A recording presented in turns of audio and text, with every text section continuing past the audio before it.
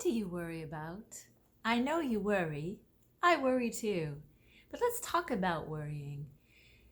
An interesting thing about worry is that you can have a negative perception about it or you can have a positive perception about it. Because worry can actually be a useful tool. It helps us to think about things that are in our lives or looming, coming up, that we need to plan and prepare for, right? So whether it's a deadline that has to be met that we're worrying about, or a conversation that's pending that we need to have with somebody, a project that we're working on, a decision of any kind that has to be made, worrying is that thing that begins to happen inside of us as we are approaching whatever that situation is. So worrying can be a very positive thing. It's what you do with the worry that becomes the problem.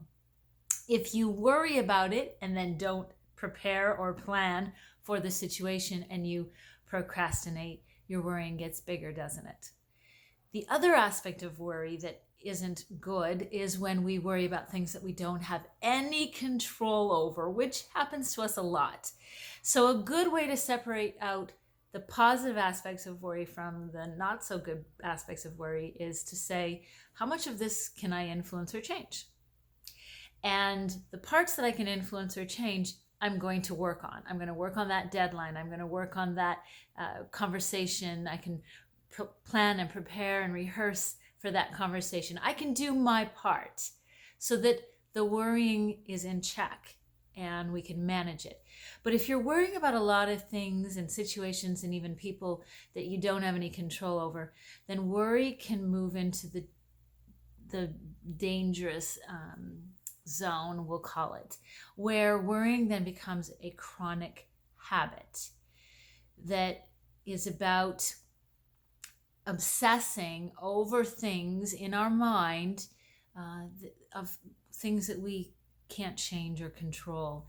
And when we do that, that is one part of a three-part component, 3 parts to anxiety. Anxiety is made up of 3 parts: the cognitive part, the emotional part, and the physiological part. Your worrying has to do with your thought process. It has to do with the cognitive aspect of anxiety. When you don't get a handle on your worries, then you are mentally rehearsing over and over and over things that you are not changing or can't change. And that in turn begins to impact your emotional response. So you might feel panic, you might feel dread, you might feel fear as things begin to happen, move in directions that you don't like or can't do anything about or change, which then in turn produces a reaction, a physiological response within you. Your palms might start to sweat or tighten up. You might get migraines. You might feel sick to your stomach. You might turn red. You might hyperventilate.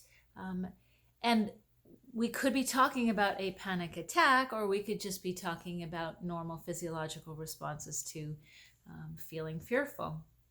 And when those 3 things, the cognitive, the emotional, and the physiological aspects of anxiety, again, become chronic, they can also become debilitating.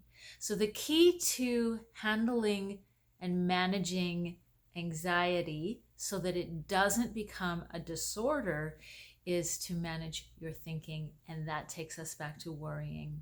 So what do you have control over? What don't you have control over? Separate out those 2 and manage your worries.